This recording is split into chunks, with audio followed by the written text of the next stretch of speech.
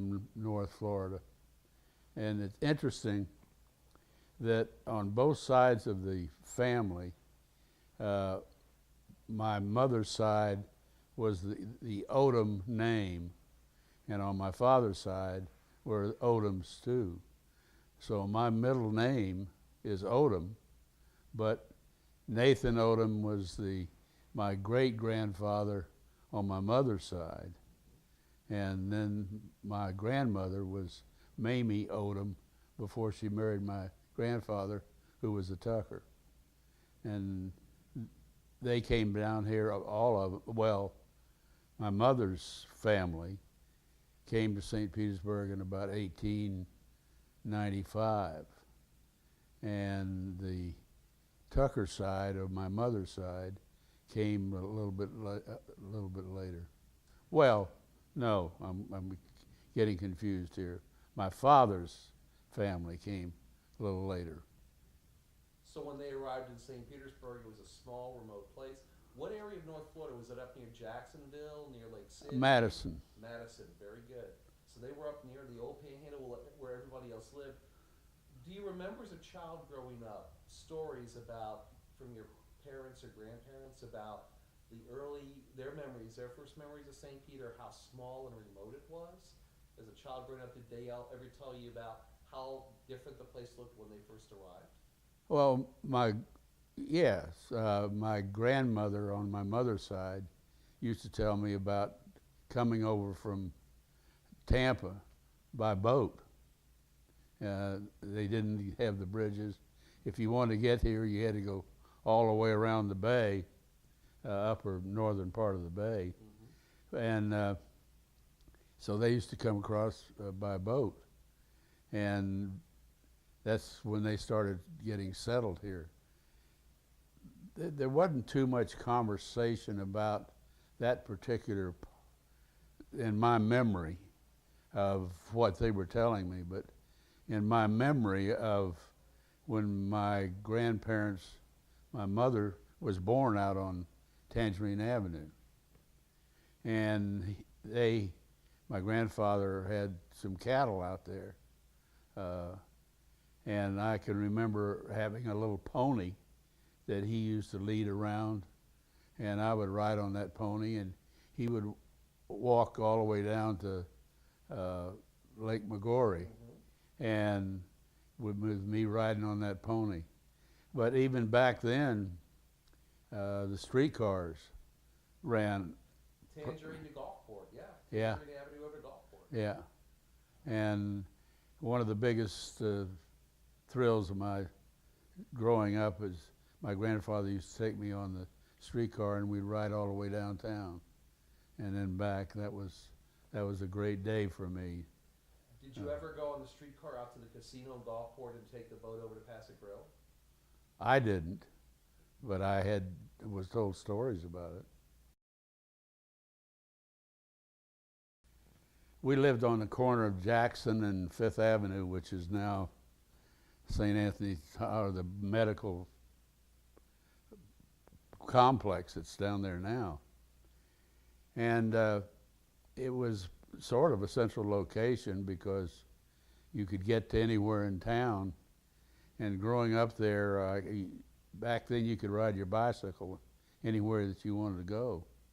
And it was easy to get down to the waterfront, which we could get on our bicycles and go down there and swim around Spa Beach. If we wanted to go down to the Al Lang Field and watch some of the baseball. I'll tell a story, and I've told this story many times. There were some boys that lived in the neighborhood, and we would always go down and stand outside the fence hoping to snag a baseball that would go over. And we were down there one day, and the Yankee team used to come from Crescent Lake, which was Miller Huggins Field, and by bus down for the games.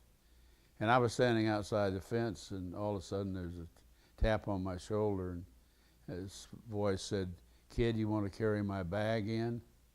And I looked up, and it was Lou Gehrig. So I said, yes, sir. I grabbed that bag and I got in the game free, and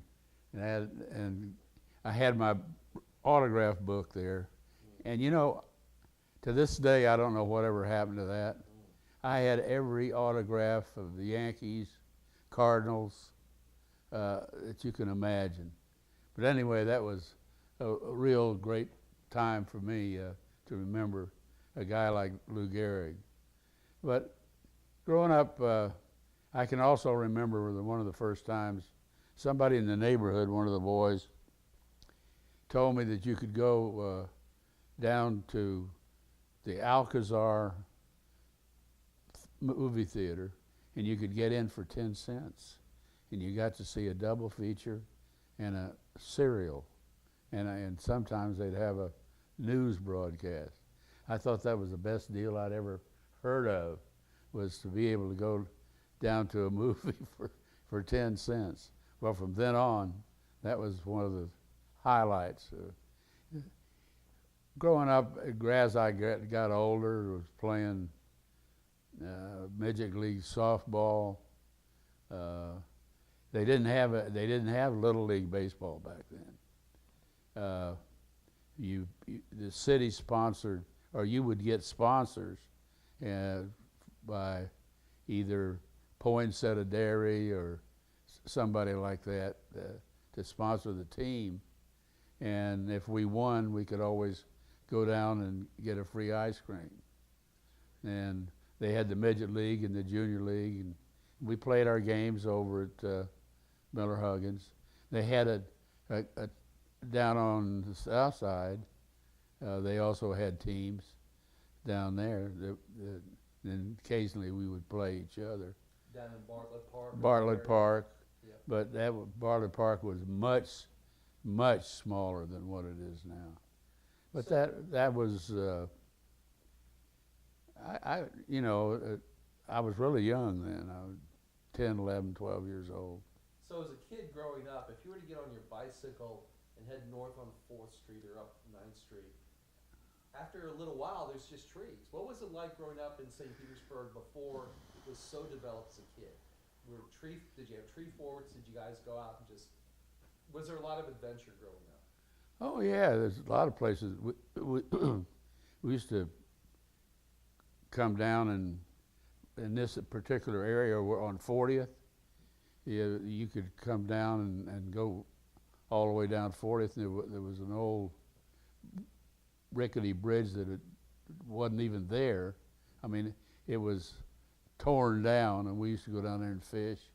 But the big fun back then, and even later on, when I guess in high school even, we used to have gigs, have a long pole with the prongs, and we used to.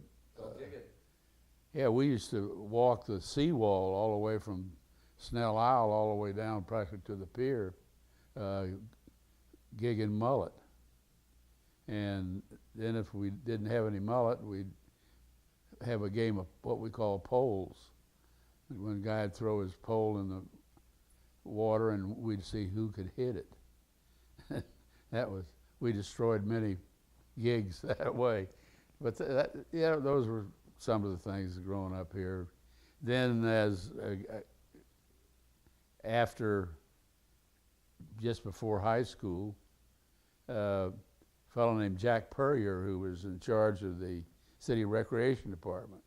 He got Purrier Park over here. It's named after him.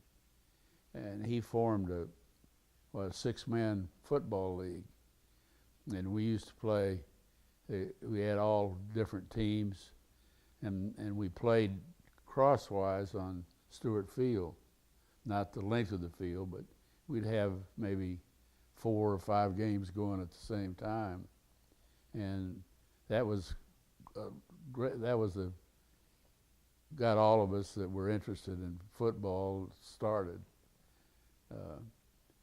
I can remember back one time, this was between seasons, and a bunch of us got on Stewart Field and we're playing a game of football, and the coach then was Bob Lockett, and he came out and took our football away from us. And I had to go back, and it was my football. And I had to go back later and explain to him why I was on his field playing football to get my football back. Where did you go to elementary school and junior high school? Euclid School, the building is still there. It's on about 10th Street and Jackson, the building there. Then went to Mirror Lake. Graduated from Mirror Lake and then went to St. Pete High. What are your memories of being an underclassman at the $1 Million High School, going out to St. Pete High, way out from Kenwood? Well, it was quite a transition when you go from junior high to high school, going from the ninth grade, and then we went to high school. Then they've changed that, but all of a sudden you're the big frog in a little pond, and all of a sudden you're a little frog in a big pond, and it was an experience. But as we matriculated, we became the big frog again. But it was my fondest memories of that time, I guess, were in athletics, playing football at St. Pete High, and I didn't play basketball, but I participated in track every years, and some good track meets that we had out there. But those were good days. And it was wartime. All the guys there knew that when we graduated from high school, there was only one thing going to happen. Well, not one thing. It was either going to be Army, Navy, Marines, or Air Force or something. That's where we were going. We weren't going to college. Some of the guys did that got in the V12 program. But that was the way we knew it was going to happen. As it turned out, my graduating class in 1944, on June the 6th, we graduated on D-Day. D-Day. That was quite a day for all of us graduating at the same time. Before we move on to the Second World War, tell me a little bit about Diddy. We talked about Diddy before. This was a lady that was more or less adopted by my great-grandparents in Lake Butler, Florida. And she sort of just stayed with the family. This little lady was not much over 4 feet tall. But she was the epitome of spirituality that I've ever seen. She never had a bad word about anybody. She religiously went to church, Mirror Lake Christian Church. And that's where she got me going to church, and that's where I was baptized, at Mirror Lake Christian Church. But she stayed with the family and practically raised my father. And when my father passed away, she was still alive, and she was probably about in her 90s. But when he passed away, that was the end of her life. She ended up in the hospital, or she was in the hospital because she had a respiratory problem. And she was expecting him to come over to visit, and I went to see her, and she said, "I've got to get out of the hospital because Cecil's coming to visit." And I had to tell her that my dad had passed away.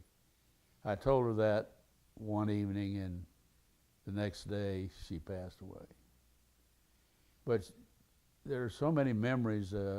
She was with our family for so long, and I told everybody that she was my grandmother. And that's what they looked at her as. She babysat for Steve, for Jeff, She could sew. She could sew anything. She had an old Singer sewing machine that she operated with her foot, and she used that to make all kind of different things. Great lady. After she passed away, I found, and I've got the little box in there now. I found this little box, and I opened it, and in it was a quarter and a dime and a nickel or something, and on the box written, "For the church." She didn't have anything, but she had a little bit that she would give to the church. Wonderful lady.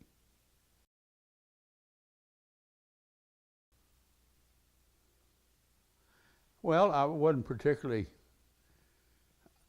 I had heard that there was a program that the Navy had that for aerial gunners, that you could, if you got accepted into their program, you could, when you went through boot camp and you came out, you were a seaman first, and instead of just where most of the, so anyway, I applied for that, passed the test, and got accepted. Went to boot camp in Jacksonville, but as to thinking of when I was a junior or senior as to where I was going to go or what I was going to do, I really wasn't thinking so much of that. I was still interested in athletics and girls, having a great time. I think back many times, even now, I think back to the days of being in high school as some of the finest times I had until I found her. Were there places that you'd go out on dates or restaurants or movie Oh, theaters? yeah. What were your hangouts before you went into the Navy as a teenager? Well, yeah, on a date, why, you took a girl to a movie, or, and back then they did have some drive-in theaters, which were excellent for dates. So you'd rather go to a drive-in than the File Theater, for example? Yeah, there were good many reasons for that. We won't get into those. It's good to know the world. Yeah. Well, you know, we had all the movie theaters downtown. I mean, the Florida Theater was the biggest. Florida Theater, the first one that ever had air conditioning. Then you had the La Plaza and the File. The File Theater was the one you walked in, and the screen was back here. Then you sat down and looked back at it. And Cameo, the Capitol. Then the Alcazar became the Roxy. And then further out central, you had the Playhouse. You had the movie theaters. There used to, on Friday nights, they used to have a dance at the Coliseum. We called them Stooges dances. And you could either take a date or not take a date, because in the middle of the dance floor was all the guys stood out there in the middle, and people danced around, and if you saw a girl that you wanted to dance with, you just cut in on her. And then the guy either let you cut in or he didn't let you cut in, but mostly did, because that was, and Rex McDonald, the band was even playing back then, and played forever and ran the Coliseum. But then one of the places that we used to go a lot, which is there now, is the Coney Island. I mean, after football games or even on dates. And the greatest place was the pier. You go down in the pier fountainette, and you used to double park actually. Did you ever hang out at the Goose Pond area over a little bit to the west of St. Pete High? over Old Goose Pond? Well, back then there wasn't much there except swamp. I mean, it was a goose pond. Uh, some of the guys I used to know, we used to go back in the and hunt frogs.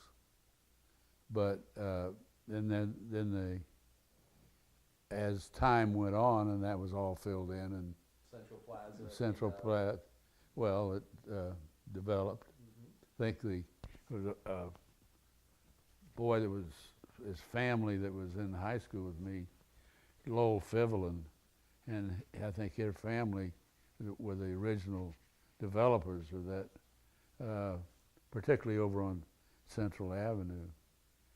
But we're talking about streetcars. You could get on the streetcar and ride all the way out the jungle. It ended there, right where Admiral Farragut is now. But that was always.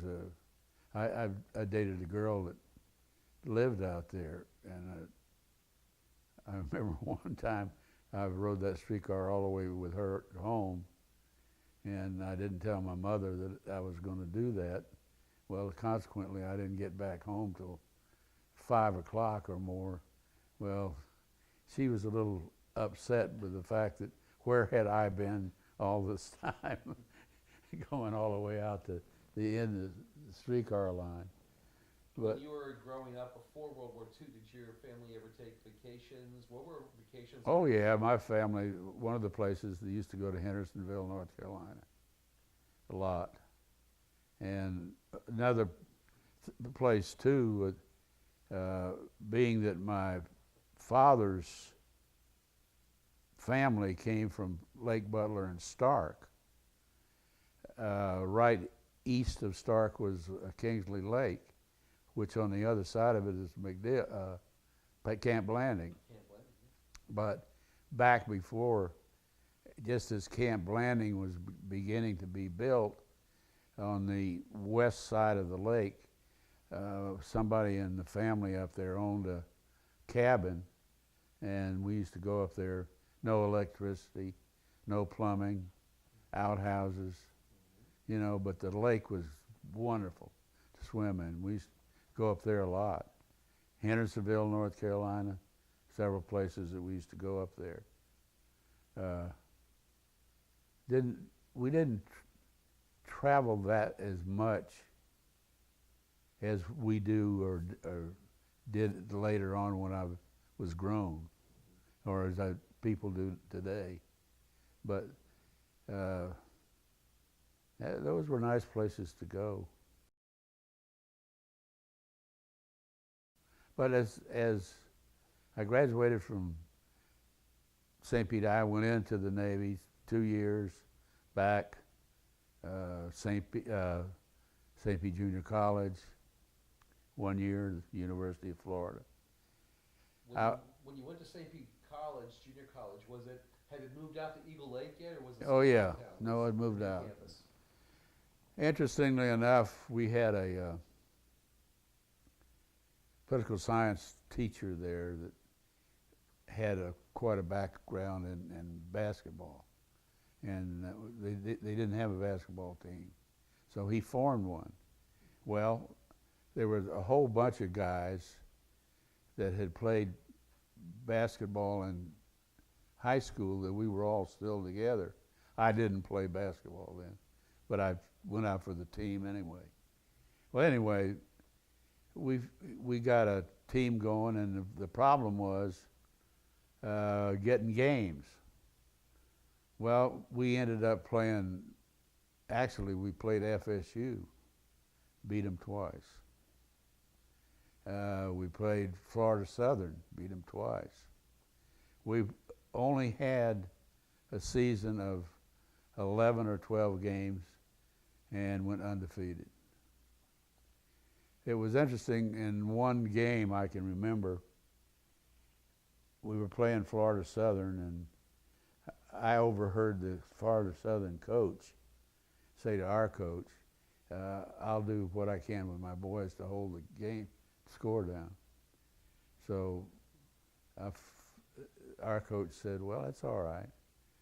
So he had instituted a fast break on the basketball court. Well, Florida Southern had never seen a fast break before, and we were neck and neck with the score was tied all through the game, and finally we beat them.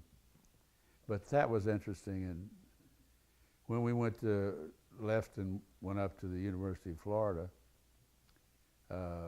I was in a fraternity there, but I also ended up getting married there.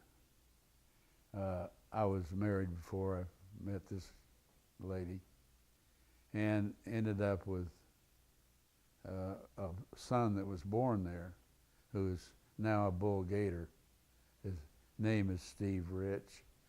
What are your memories of going to Gainesville? What was the city like? Was the college really the heart of the city? It was a smaller place back then. What was UF like? The college was the city. The downtown Gainesville had a movie theater and a couple restaurants, and that was about it.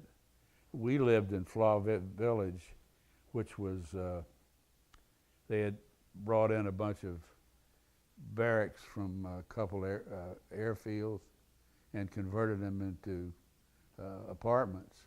And in our building, there were 4 apartments, 2 down and stairs. Fortunately, we got an upstairs corner,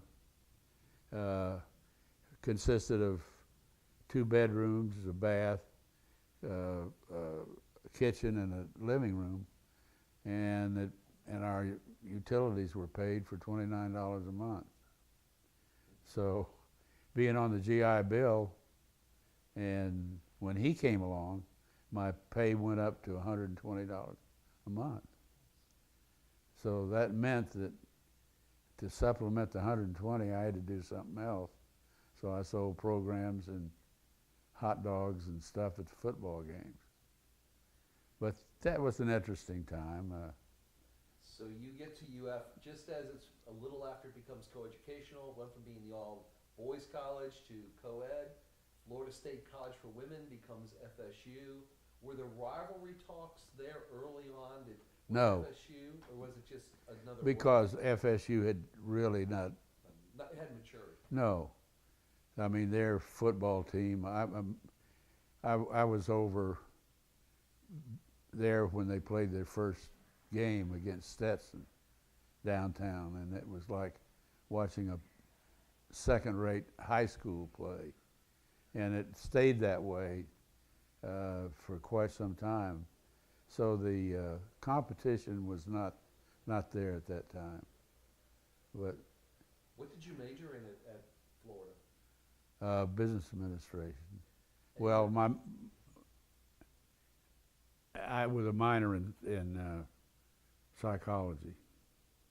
What are your memories of the campus? Were there a lot of events? I mean, you were in the fraternity. Talk about campus life for just a moment. Well, being the fact that most of the time I was at Florida, I was married. So I did participate. Well, my first year there, I wasn't married.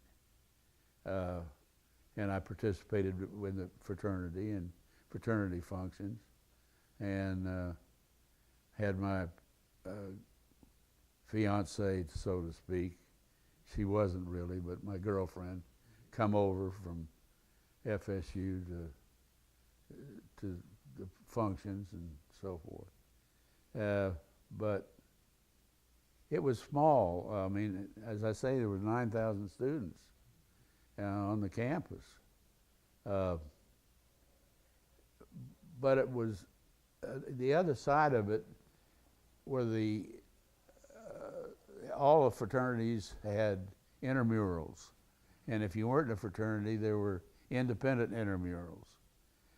So a bunch of people that came from St. Petersburg formed a Saints group to participate in intramurals on an independent basis.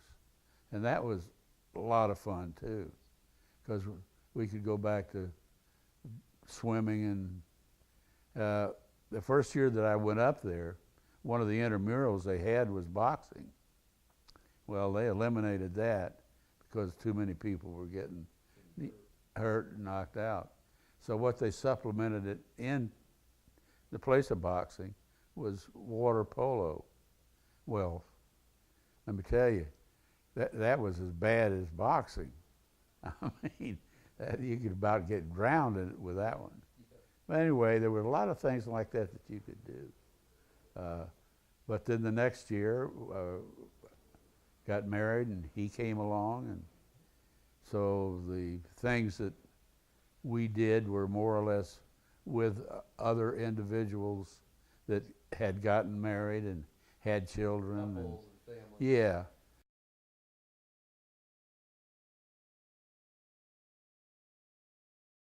Going out into the world, what are your thoughts as you're graduated from the University of Florida? Scared to death. Did you back in St. Petersburg? Were you back home? Came back to St. Petersburg. I ended up, my then wife's uncle was P.K. Smith, who had P.K. Smith office equipment. And I went to work for him for a while, which wasn't worth, it wasn't what I wanted to do. Right. Then I got into investments with a company called Goodbody down on Beach Drive. Then I went from there to a local firm for 9 years with Beal and Huff. Maybe you've heard the name Bill Huff. So you knew Bill and Hazel Huff a long time ago.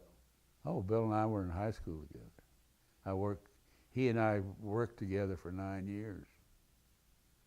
When they broke up Beal and Huff, he said, I'm going to open up a bond firm and come go with me. And I said, well, Bill, I don't know a whole lot about municipal bonds. And Bill Emerson with Merrill Lynch called and asked me to come to work there. And maybe I made a mistake, but I don't think so. Anyway, I went to work for Merrill Lynch for 33 years. But you know, to tell you, when I look back on my life of 90 years, and I think about the things that are really important to me, and I think I would have to say it's the fact of my family. I've got 4 sons, 4 daughters-in-law, 10 grandchildren, and 1 great-grandchild. These things are, I've had 2 marriages. I guess maybe I messed up the first one, but she came along and made it wonderful for the last 45 years. So talk about your second marriage. How did you meet this young lady over here? Well, we met out at the Latin Quarter. When I was getting divorced, in the process of divorce, I went to share an apartment with a guy in our office. We were sitting down by the pool one night, and Bob and I were talking about the fact that we were going to eat beanie weenies for the evening, and she and a friend of hers were sitting there right next to us. And they apparently had fixed a big dinner for some friends that wasn't going to show up, so they invited us over for dinner. I won't say that wasn't the first time that I had seen her. One time I came in, and it was during a Christmas, and she and a friend of hers were sitting at a piano playing Christmas carols.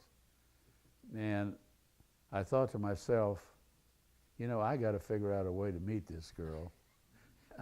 But I didn't know. You didn't know beanie weenies would be the thing that brings you together? I didn't know about that. I was thinking, if I approach this young lady, what she's going to think of a dirty old man putting the move on her. So anyway, the Beanie Weenies came up in the dinner, and there it started. And that was actually 47 years ago. It took 2 years to percolate, but very successfully. So talk a little bit about St. Thomas Episcopal Church and your memories of that place. Well, I guess I got back to St. Pete in 1950, and it was probably 1952, soon after we'd come back to St. Pete. A friend of mine, Sam Messner, came by and said, "We're forming a church here on Snell Isle," and we lived over on Monterey Boulevard. And he said, "We've been meeting at the Woman's Club, but we're moving to Masonic Home, and would you like to come over and join us?" Well, I felt very definitely that I did want to start something like that. I'd been baptized, but never. So I said to Jane, "Why don't we join?" And I was more enthused over it and than she was. But anyway, we did. Mm-hmm. And we were confirmed in St. Thomas Church, which is over here on Snell Isle, in 1953. And I've been there ever since. And he was baptized there, Steve, Jeff. They were acolytes there. My other two boys, Tim and Chris, and after I married Joanna, she was confirmed there. I guess through the years I've been everything that you can think of as far as an official of the church. Senior warden, treasurer, on the finance committee, other committees, lay Eucharistic minister. I haven't been going so much recently because of physical problems, but last Sunday went for the first time. Wow. In about almost half a year. So I used to live at the St. Petersburg Women's Club in the 1990s as a building manager. So I saw a lot of events at the Women's Club. Did you ever go to events at the Women's Club out there on Snow Isle? Were there dances? I know it was mostly the cotillion. The cotillion was there. Oh. Really? Tell me about the cotillion. Well, that was in junior high school. Mm-hmm. That's where we all went to cotillion and learned how to dance and so forth. And that went on until the 9th grade, I guess. Wow. That was great. That was about the time that I really got introduced to young ladies, and that matured on up. But the Women's Club, that's a great place to go. Oh yeah, there's probably a lot of memories of that place for different reasons. Mm-hmm. But that's where the St. Thomas Church first met, and but. So your years in the financial business, what are your memories of years of working in finance and business in St. Petersburg?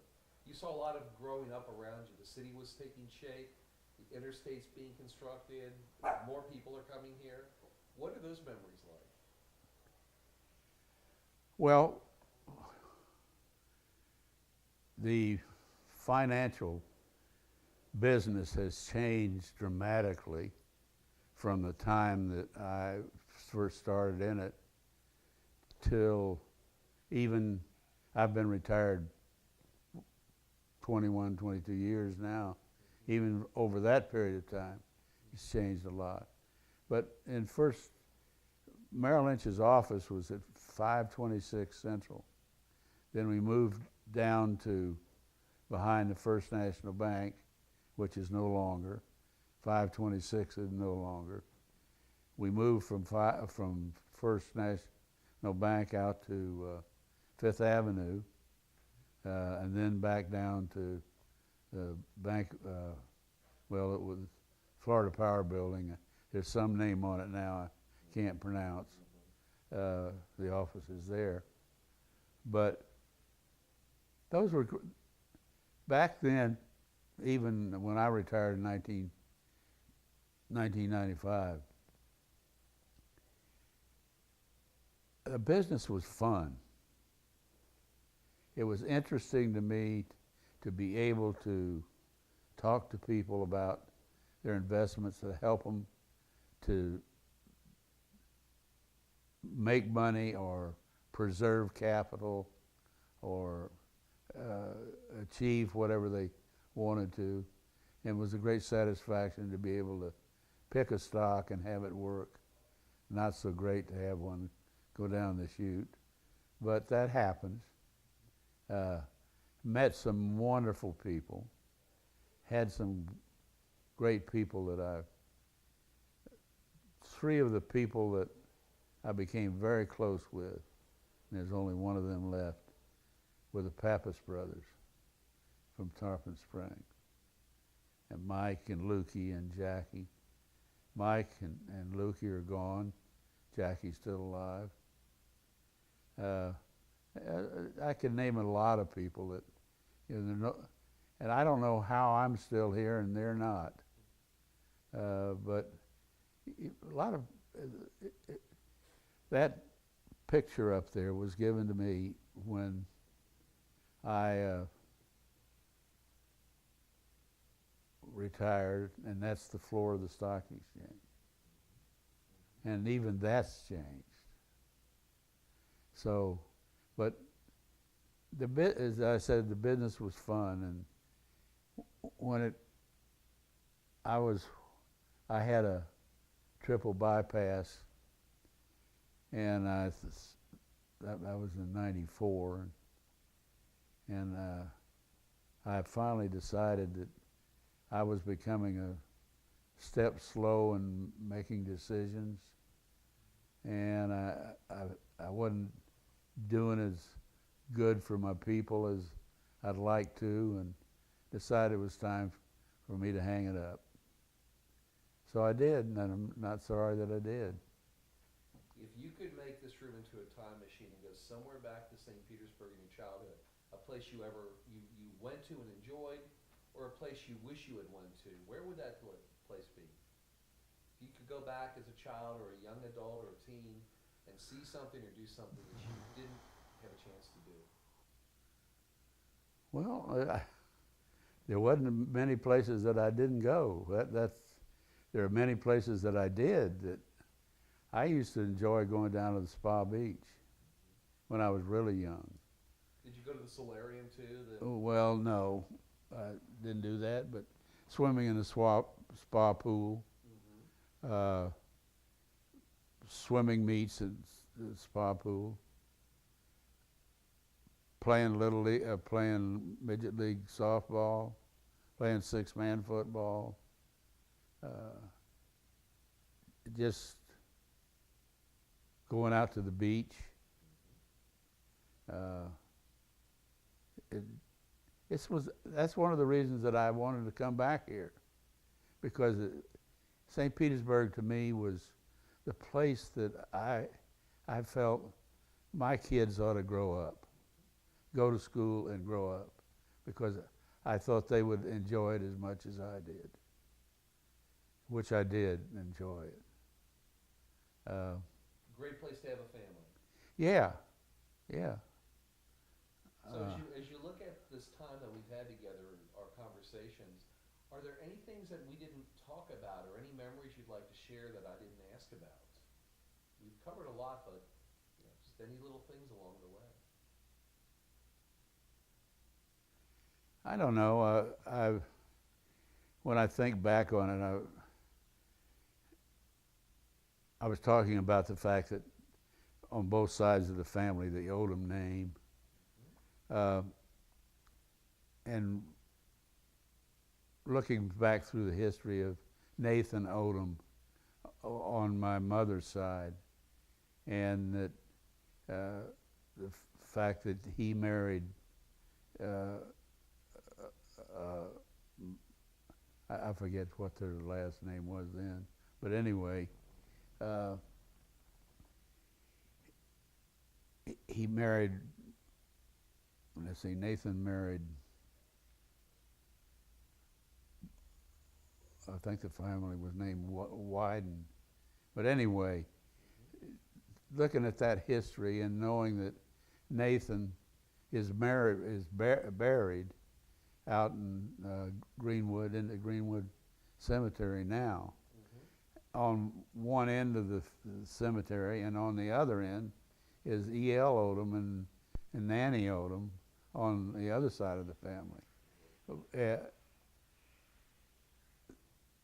That history takes me back to the fact that all my family grew up here. I grew up here. Most of my family has grown up here. I have four sons. 3 of them still live here. One lives in Jacksonville. But St. Pete is, and now, boy, I'll tell you, every time you pick up the newspaper, St. Pete is #1 in growth and this and all that kind of stuff. It's really changed. I mean, you can't believe, well, you can, because you grew up here. You've seen what Beach Drive has done. So much change. I mean, just look at the Vinoy, for instance. How long that sat there for 20 nothing. Years almost, and then came back to life. And think of the Serena Hotel that was imploded, and look at what all those... The condos now. Lots and of more condos. coming.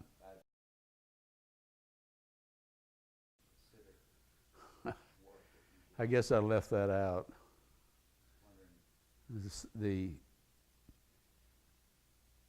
I forget the dates, but anyway, a fellow named Otis Brown showed up at my office, and he was representing Sertoma International, and he said he wanted to establish a club here, and would I be interested in helping? So I asked about the background of the Civic Club and so forth. And I said, yeah, I'll do it. And so I put my thinking cap on and talked to this guy and that guy. And we ended up chartering a club of 149 people. It was the largest chartered club that they've ever had. And then it grew to Tampa, to Sarasota, and on down. And I was the charter president of the club. And from that it went on. I was the first district governor of Sertoma in the state of Florida. And I traveled traveled to Miami, Jacksonville, and Orlando. But anyway, he told about the softball team. They had a civic league of softball, and so we put a team in, and we had some boys that had played all kind of athletics. It was Bud Coit, Bill Turner, B.J. Bryant, myself. Anyway, we'd play our games over at Woodlawn, and we'd win games 22-3. We were playing one game. I played first base. We were playing a game, and Bud Coit was shortstop. And we were leading something awful number. So this guy hits one to Bud Coit. And instead of throwing it over to me, he rolls it on the ground. And we actually got the guy out. I mean, the guys that were playing with us, I mean, were really good athletes. But, and it got to with a slow pitch. then you'd get up there and knock the ball 100 miles almost. And I finally realized that if I got these way out of the outfield or someplace, I had to run all the way around those bases. So I decided the thing to do would be place the ball right over the second baseman's head, make it to first base. I got a hit, and if somebody was on, they scored. Well, that particular, and in fact, I've got a clipping somewhere that year I led the league in batting. I had an average of like 753 because all I did was get a single and get to first base. Wow. But that was a lot of fun. We played some at Crescent Lake, and The Rays could have used you back when they were the Devil Rays. yeah. Well, I don't know about hitting a fastball, but a lot of guys couldn't hit those lob balls, and you had to time it just right and watch it, and you could put it pretty much anywhere you wanted. I mentioned Bud Coit. Bud was a great athlete and a great golf player, and he had extremely good, strong wrist, and he could hit that ball a country mile. And every time he got up, he would just clobber it. And Bill Turner was the same way. Geez, I think of these guys and how lucky I am I'm still here, and they're not. But that was a lot of fun. But Steve is right. I've always been interested in athletics, and I've coached Little League baseball. I coached Little League football, got the league going, came back later on to when the other boys came along, and my grandson to do some coaching.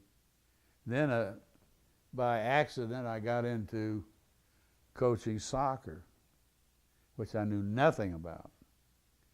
And this fellow that was coaching the soccer team said, I was out there watching them one day, and he said, would you come over and help me?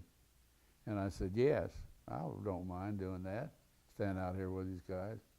And so he gets called away, Neil Irwin's dad. He gets called away to Texas, and he told me he was leaving to go to Texas for business. Would I take over the team? Well, he didn't come back. So here I've got a soccer team that I had to learn something about soccer real quick. But I did, and ended up coaching soccer, which I had a lot of fun. But I did this with, I can remember when you started with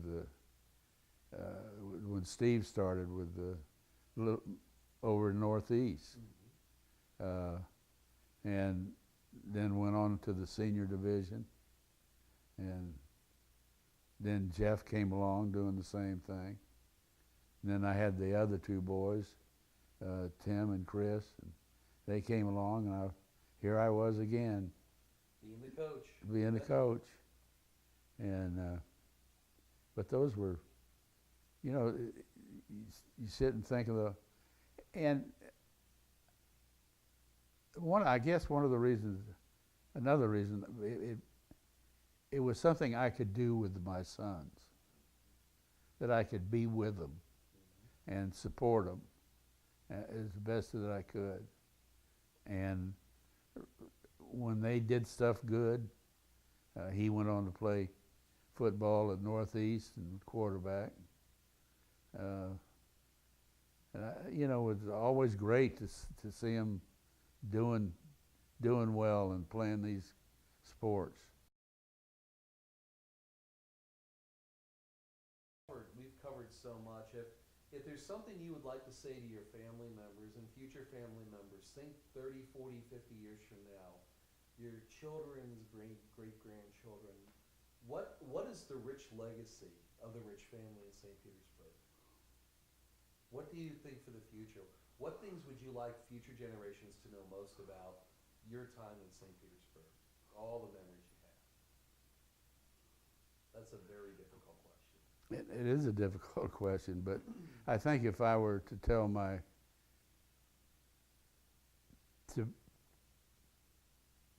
the word love, to appreciate and love your brothers and sisters, don't have any sisters, but and participate with your children and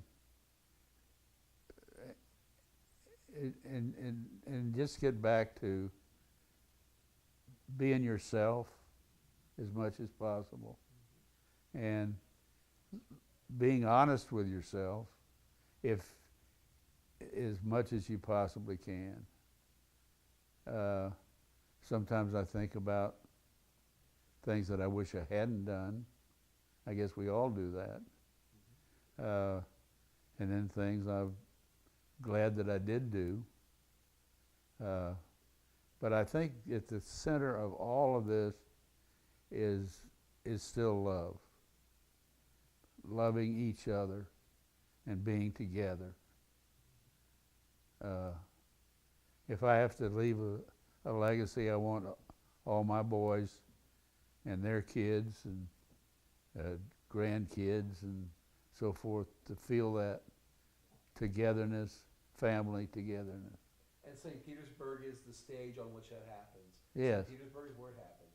Yeah. Yeah, that's it. We've had a great conversation. This has been a lot of fun, and Cecil, it's an honor to talk with you again. Thank you. Well, thank you.